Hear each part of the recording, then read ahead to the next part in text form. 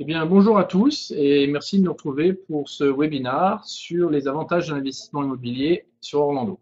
Bonjour à tous également.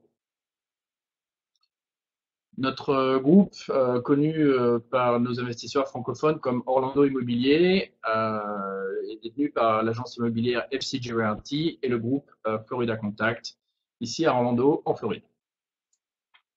L'objectif du webinaire d'aujourd'hui est de vous fournir une présentation succincte de notre agence, de vous expliquer pourquoi nous considérons Orlando comme une ville en plein essor, de débattre sur les différents types d'investissements à choisir pour votre investissement, comment mettre cet investissement en place, et enfin, nous traiterons de nos services de gestion pour vous expliquer en fait nos méthodes et notre opération. Nous finaliserons le webinar par une question-réponse ouverte à l'audit et vos questions seront les bienvenues. Notre agence est, donc voici les bâtiments, est localisée dans la municipalité de Champions Gate, au sud d'Orlando, à quelques kilomètres au sud de Disney World, dans la municipalité de Champions Gate, qui est réputée pour ses parcours golfiques et son attrait, je dirais, plutôt de type resort, vacances. Alors, notre expertise, c'est avant tout une société qui se spécialise dans l'assistance aux investisseurs étrangers dans le but d'investir à Orlando et au centre Floride, et ce, dans le but d'acheter des biens locatifs, de gérer des biens locatifs et à terme de revendre et donc de capitaliser sur ces biens. Ça peut être des produits qui soient à la fois destinés à la location long terme, traditionnelle, à l'année, ou des produits court terme, saisonniers, à la semaine ou au mois. Nous avons donc une gamme de produits variés qui vous permettent de faire des acquisitions ou sur des maisons individuelles, des appartements, ce qu'on appelle ici condominiums, ou des maisons de ville ou townhomes.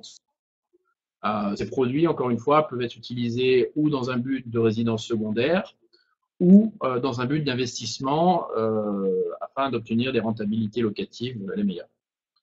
En chiffres pour l'agence, c'est plusieurs centaines de biens en gestion. Aujourd'hui, nous gérons environ 300 à 320 propriétés et nous sommes présents sur Orlando depuis 1997. L'ensemble du staff est francophone pour la partie opération et nous avons également une équipe administrative qui parle l'anglais et l'espagnol pour pourvoir à la clientèle locale. La spécificité de FCG Realty, c'est son accompagnement complet. On fait partie des agences francophones sur Orlando qui est certainement la seule à fournir un accompagnement du début à la fin de votre investissement, puisqu'on va vous fournir une assistance pendant l'achat, à identifier le produit, valider le produit, et on va vous aider à faire sa rénovation si besoin ou quelques maintenances avant de mettre le produit sur le marché. Et nous vous accompagnerons également dans toute la partie gestion du produit pendant de nombreuses années, nous l'espérons, jusqu'au terme, j'irai de votre investissement où vous déciderez de revendre le produit. Et là, on vous accompagnera également sur la revente du bien. Pendant toutes ces années, nous vous offrons également un suivi comptable et, encore une fois, l'assistance quand vous désirez capitaliser sur votre bien. Pour, pour faire cela, bien évidemment, nous appuyons sur une équipe de partenaires locaux, un avocat, une banque régionale, une société de maintenance et construction, un notaire, une office notariale et un cabinet d'assurance. Ces partenaires nous suivent maintenant depuis plusieurs années et comprennent, je dirais, les implications Et les besoins de nos clients. et les besoins de nos clients exactement, et nous aident, je dirais, à essayer de fournir un service le meilleur au prix le plus compétitif possible. Encore une fois, dans l'idée de toujours pérenniser la rentabilité du bien. Orlando, pourquoi considérons-nous qu'Orlando est une ville en pleine croissance? Alors, ce qu'il faut connaître, c'est d'abord la dynamique d'Orlando. C'est un fort développement économique. C'est plus de 60 000 nouveaux résidents chaque année entre les entrants et les sortants. On est en positif à plus de 60 000 personnes par année sur la ville d'Orlando et une activité économique qui dynamise l'agglomération. Alors, sur des domaines tout à fait variés, on parle bien évidemment de l'industrie touristique, des parcs d'attractions, mais également, il faut penser aux conventions. Orlando est la première ou deuxième ville de convention aux États-Unis, deuxième ville après Las Vegas. Également, un gros pôle médical, donc beaucoup d'instituts de recherche, beaucoup d'hôpitaux spécialisés sur la ville d'Orlando et sur des zones comme Lake Nona. Une industrie de pointe de plus en plus présente, aussi bien dans le logiciel que dans l'informatique, que sur l'industrie du laser ou l'industrie optique, les nouvelles technologies de manière générale, et bien évidemment la conquête spatiale et les services d'armement avec Lockheed Martin et la NASA à proximité d'Orlando.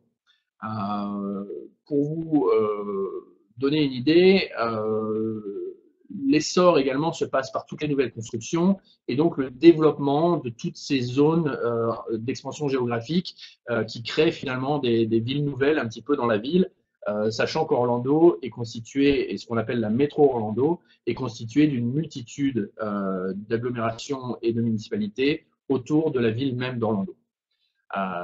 Orlando garde bien évidemment, avec je crois, plus de 70 millions de visiteurs l'année dernière, la ville la plus touristique des États-Unis. Alors, pourquoi ça favorise l'investissement immobilier? Tout simplement parce qu'il y a, avec plus de 60 000 personnes, un besoin de près de 20 000 logements finalement nouveaux chaque année, donc un fort besoin en logement, du fait un marché dynamique sur la location qui est très très actif et en forte demande. On a également, avec toutes ces nouvelles industries, une forte évolution des CSP, donc des nouveaux arrivants, mais des nouveaux arrivants, je dirais, qualitatifs. Pour vous, investisseurs, vous avez finalement un produit qui devient très liquide parce que beaucoup de demandes en locatif, mais également beaucoup de demandes à l'achat. Donc, dans ces optiques-là, il y a possibilité de revendre facilement les biens et une large gamme de produits disponibles sur le marché. En quelques chiffres, et là ce sont des chiffres récents du mois d'avril 2018, le prix médian sur Orlando était de 237 000 $, sachant que les niveaux d'investissement démarrent aux alentours des centaines de milliers de dollars pour des produits, je dirais, de qualité. Le taux, excusez-moi, juste après. Le taux de propriétaires a baissé. Après la crise des subprimes, beaucoup de gens se sont réfugiés, je dirais, vers la location, ne voulant plus être propriétaires. Et on a eu une baisse d'environ 8% entre 2006 à aujourd'hui, du fait, je dirais, de ce problème de prêt et également encore de la difficulté finalement d'obtenir des prêts aux États-Unis actuellement. Donc le taux de propriétaire est passé de 67% à 59%. En avril 2018, les ventes sur Orlando, c'est 3 347 ventes, à peine 7 740 produits en inventaire. Donc, on a un assèchement finalement assez rapide de l'inventaire et on tourne sur environ 2 mois et demi de capacité d'inventaire disponible avec des moyennes de vente de l'ordre de 55 jours. Et pour vous donner une idée, c'est en Floride, plus de transactions en Floride uniquement que sur l'ensemble de la France chaque année. La démographie d'Orlando. Alors, la ville même d'Orlando, c'est environ 500 000 personnes, localisées de manière très centrale. On essaiera de vous le montrer une petite carte tout à l'heure. En revanche, ce qu'on connaît comme étant la métro Orlando, donc la métropole d'Orlando, donc cette multitude, je dirais, de municipalités qui inclut la ville de Kissimmee, la ville de Winter Park, Castleberry, Winter Springs, Winter Garden, Dr. Phillips, Windermere. C'est environ 2 550 000 habitants et on essaie de démystifier un petit peu l'image de la Floride vieillissante puisque sur Orlando, la moyenne d'âge est uniquement de 37 ans. On connaît un taux de croissance démographique de 2,47%, un taux de chômage de 3,2%, c'est-à-dire un marché quasiment du plein emploi avec, je dirais, un chômage presque volontaire, et une croissance de l'emploi de 2,46%, donc qui match quasiment parfaitement le taux démographique de croissance. Également avec les nouvelles entreprises récentes, avec les nouvelles technologies, les nouveaux moyens, on a une évolution, comme on vous l'a dit, des CSP. Et aujourd'hui, le revenu moyen sur Orlando est de 50 000 $ par année. quels sont les avantages d'un investissement immobilier sur Orlando?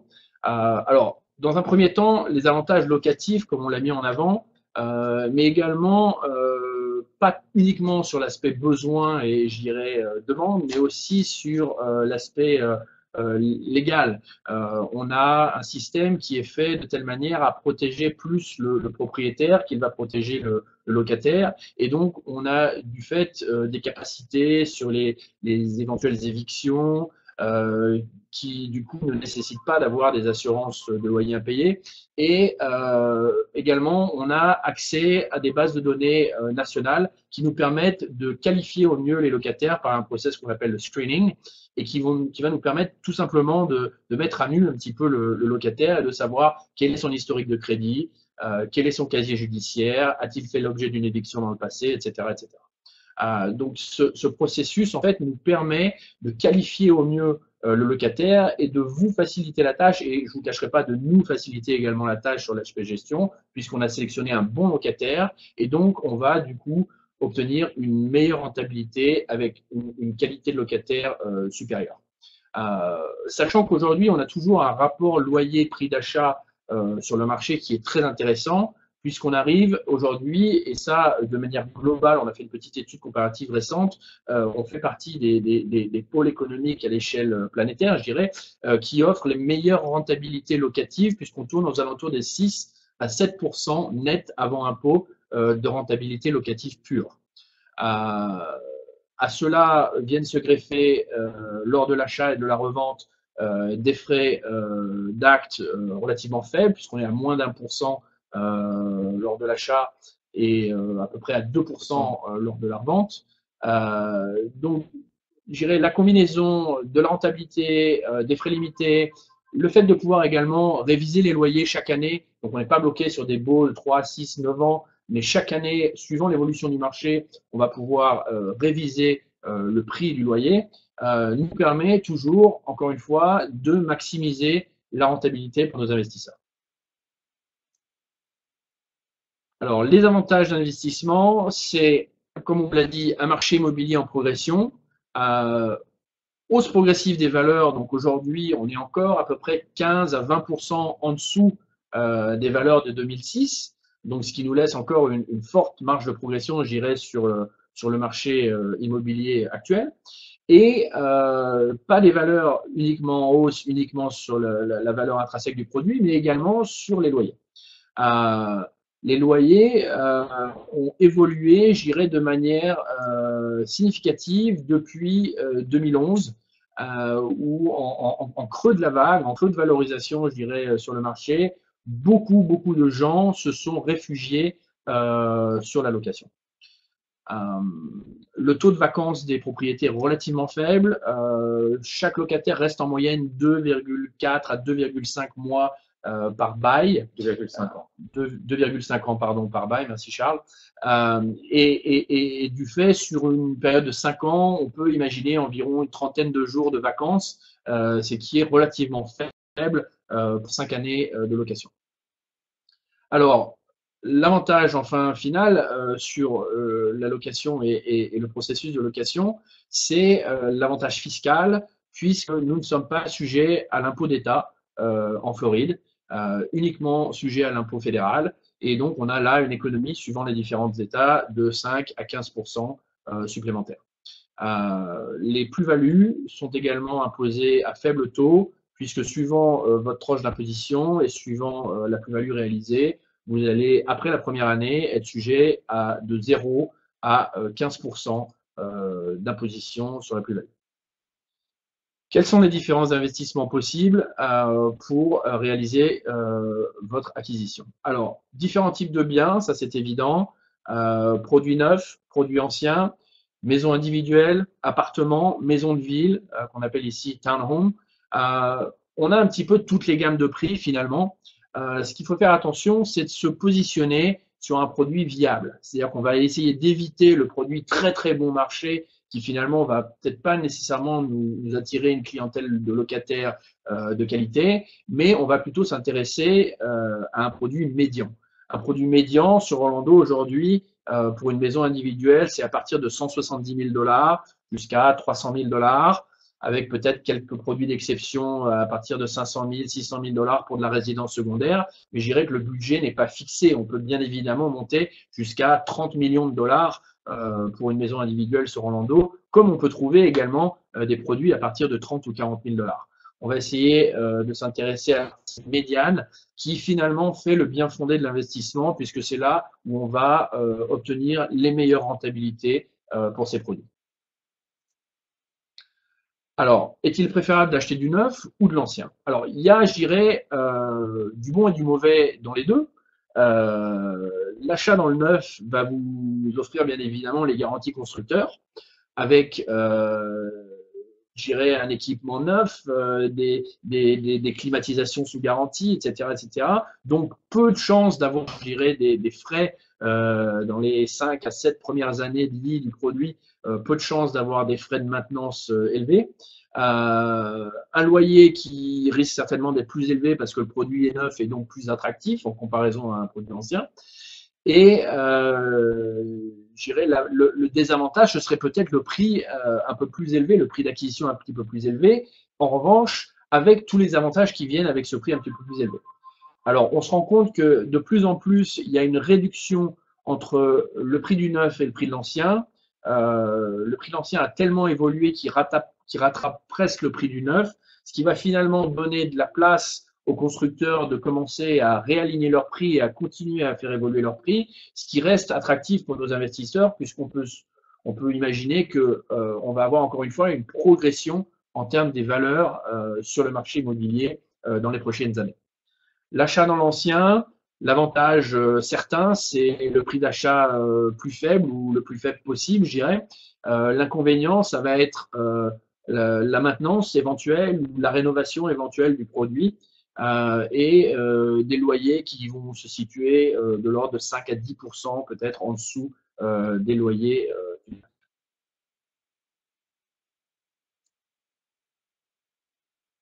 Alors, pour mettre en place un investissement en Floride et sur Orlando, en centre-Floride, le processus premier, j'irais, c'est s'intéresser premièrement à comment on va réaliser cet investissement. Est-ce qu'on va faire un prêt immobilier aux États-Unis? Est-ce qu'on va faire un prêt immobilier en France? Est-ce qu'on dispose du cash pour faire l'achat comptant? Donc là, l'aspect intéressant, c'est de voir quelle est la meilleure méthode finalement pour pérenniser votre investissement. Le prêt aux USA reste assez difficile sans score de crédit aux États-Unis et même en étant traité en tant que ce qu'on appelle Foreign National Buyer. Le taux d'intérêt va être relativement élevé et le besoin en apport va être important, généralement de l'ordre de 35 à 40% d'apport sur le produit. On se rend compte finalement que entre l'apport élevé et le taux d'intérêt assez élevé, la rentabilité est relativement absorbée par le prêt. Et à part effectivement la capacité de réaliser un produit qui va s'autofinancer dans un but de développement patrimonial, on n'a pas une réelle rentabilité ou du moins un cash flow positif avec des produits qui auront été achetés à travers un prêt aux États-Unis. L'inverse n'est pas vrai si vous faites un prêt à partir de la France, puisque à partir de la France, vous pourrez, à travers des prêts à la consommation ou des prêts qui vont être adossés en nantissement sur des biens immobiliers ou sur des assurances vie, obtenir des prêts avec des taux d'intérêt beaucoup plus bas, 2-3 fois plus bas que les États-Unis. Et cet argent sera sur le territoire américain considéré comme un achat finalement comptant, puisque vous aurez fait votre transfert de trésorerie vers les États-Unis et l'achat aux États-Unis se réalisera finalement cash. L'avantage de l'achat comptant, ben, c'est tout simplement des facilités de transaction, des coûts réduits au niveau des actes, puisqu'on est généralement à moins de 1000 dollars sur une transaction, réalisée en cash. Peut-être une capacité de négocier un petit peu le prix de l'ordre de 2 à 3%, même avec les constructeurs, si on fait un achat comptant. Et un closing, c'est-à-dire un acte rapide qui peut se réaliser sous 30 jours. Alors, pas besoin, nécessairement d'être sur place pour mettre tout ce processus en place, puisque tout peut se faire relativement facilement à distance. Comment se déroule l'achat depuis l'étranger? Alors, l'étape numéro un, une fois qu'on a déterminé le type de financement, ça va être d'identifier un produit qui va correspondre à vos attentes. Achetez-vous un produit de résidence secondaire, achetez-vous un produit purement d'investissement. L'approche va être bien évidemment très très différente. Il est vrai que le produit d'investissement, finalement, vous n'allez peut-être jamais y mettre les pieds, vous n'allez peut-être jamais le voir. Ce sera presque l'équivalent d'un placement financier. Et même, je dirais, si le produit ne vous plaît pas nécessairement esthétiquement, tant que les critères de validité sont là pour l'aspect rentabilité et investissement, le produit est bon. Donc, nous, notre première approche, c'est de savoir quel est votre objectif. Une fois l'objectif déterminé, on identifie le produit, on fait la recherche du produit. Si vous êtes là et on vous invite à venir nous rendre visite, bien évidemment, on pourra faire des visites ensemble des produits. Si vous n'êtes pas là, on peut bien évidemment faire des visites virtuelles à travers des photos et des vidéos. Une fois le produit sélectionné, nous passons à l'étape d'offre. Donc, nous proposons une offre au vendeur. Nous avons généralement une quinzaine de jours pour réaliser des inspections qui nous permettent de valider le bien fondé du produit. Et nous passons à l'acte notarié, ce qu'on appelle encore une fois le closing, généralement sous 30 à 45 jours. Une fois ce produit acquis, l'étape de gestion locative se met en place. Donc, notre cabinet FCG Realty, notre agence immobilière FCG Realty, prend le relais sur l'aspect maintenant gestion et va en fait finalement se substituer à vous et vous offrir un service d'accompagnement global. L'agence n'aura pas de limite, j'irai dans les actions possibles. Elle va payer les charges inhérentes à la gestion du bien. Elle sera en contact direct avec les différents professionnels qui vont traiter sur le bien. On va suivre les impayés de factures ou les impayés de loyer. On vous enverra bien évidemment un relais mensuel qui sera également disponible à travers un portail internet qu'on mettra à votre disposition qui vous permet finalement de suivre en live via votre portail l'évolution de votre bien immobilier. Et s'il y a besoin de faire des travaux, des maintenances, etc., on vous enverra des devis à travers des artisans locaux et des suivis de travaux. Chaque loyer est dû le 1er du mois, pas plus tard que le 3 du mois, après quoi le loyer est soumis à des retards de paiement.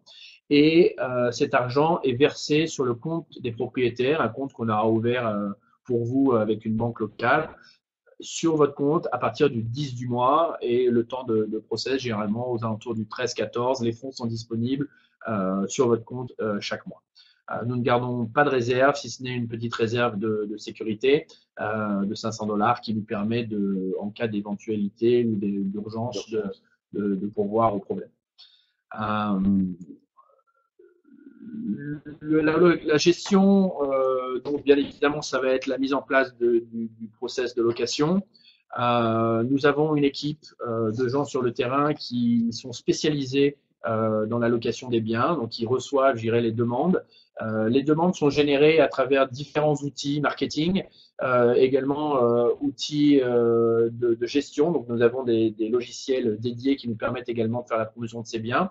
Et nous avons également, ici en Floride, l'accès au système MLS, qui est finalement une base de données partagée avec tous les agents immobiliers. Donc, plutôt que de se tirer dans les pattes, j'ai envie de dire, toutes les agences fonctionnent en interagence et dès qu'on a un produit disponible, il est visuel à l'ensemble des agents immobiliers du marché et donc ils peuvent nous apporter des acheteurs ou des locataires pour le cas présent. Donc, on organise avec notre équipe les visites. On fait, à travers le système de screening qu'on vous a expliqué préalablement, la sélection du locataire. Nous mettons en place la rédaction du bail, vous le révisez. Le bail vous est envoyé généralement par signature électronique via DocuSign. Nous collectons les loyers à travers un séquestre que nous aurons mis en place pour vous ici sur place. Et on reversera, comme vous l'avez expliqué, les loyers chaque mois sur votre compte personnel. Avec chaque entrée, chaque renouvellement et chaque sortie de locataire, nous avons une équipe dédiée qui fait des états des lieux. Une inspection est réalisée avec une inspection écrite, mais également une inspection photo qui nous permet de déterminer l'état du bien à l'entrée et à la sortie du locataire, de manière à, si besoin, charger, je dirais, les éventuels dommages qui auraient pu être faits sur le bien. Encore une fois, on est vraiment dans la protection du propriétaire et beaucoup moins dans la protection du locataire. Enfin, dernier point intéressant, les loyers peuvent être révisés de manière annuelle et donc nous réalisons une petite étude comparative avec notre outil MLS qui nous permet de déterminer quelles sont finalement dans la résidence où se trouve votre bien, quelles sont les valeurs actuelles du marché locatif et donc de nous mettre au niveau, je dirais, des loyers sur la résidence dans laquelle vous vous situez. Voilà, donc en quelques mots, voilà la présentation du process qui est relativement simple. Nous allons vous donner un petit aperçu visuel, j'irai. Donc, je pense que vous connaissez certainement la localisation de la Floride. Pour être beaucoup plus précis sur la localisation de notre agence, nous sommes donc sur la ville d'Orlando. Là, Orlando. Donc, le centre-ville d'Orlando est à peu près ici. Nous sommes situés ici, au sud-ouest d'Orlando, donc sur l'axe 4 qui va de Daytona Beach au nord à Tampa au sud, et à proximité de la zone de Disney World qui est à peu près à 5 km au nord de nos bureaux. Donc nous agissons sur, le grand cadran sud d'Orlando pour une capacité de réponse la plus, effective possible avec notre clientèle. Et encore une fois, pour vous donner une idée, nous sommes à quasi équidistance des deux côtes, à peu près à 1 heure de la côte atlantique et à peu près à 1 heure de la côte du golfe du Mexique. On vous propose d'ouvrir la discussion sur peut-être quelques questions que vous puissiez avoir. Donc, nous allons sortir de là, excusez-moi, et ouvrir la discussion. Alors, avez-vous des questions? Alors, je vois une question de Monsieur Perrin. Quel budget moyen pour investir en Orlando? Alors, sur Orlando, est-ce que Charles, tu veux? Ok. Alors, Tu veux. Sur Orlando, le prix moyen d'un investissement, ça va dépendre aussi de quel bien vous voulez acheter. Est-ce que c'est condo ou est-ce que c'est maison? Maison, on voit qu'on va être aux alentours en ce moment entre 160 000 à 200 000 dollars. Ça va être le prix moyen. Et sur un condo, on va être entre, je dirais, au plus bas 90 jusqu'à 120 000 dollars. Donc ça va être les deux fourchettes de prix pour ces deux catégories de biens. y a-t-il une question supplémentaire?